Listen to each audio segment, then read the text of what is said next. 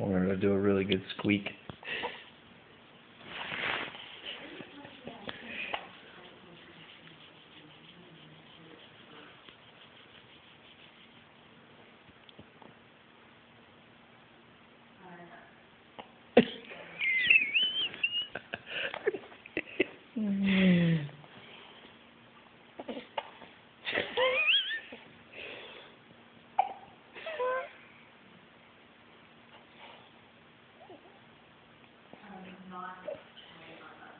You'd think those hiccups would bother her, you know, but she never she never cries when she gets them.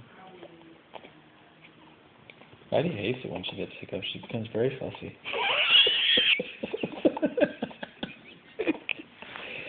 I haven't hiccuped in like 15 years.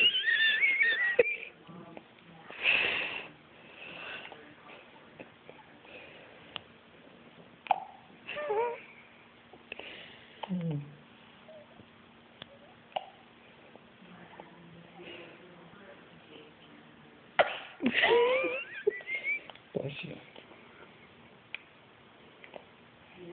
She's been very cooperative, isn't she? That's probably good. We don't want to fill up too much.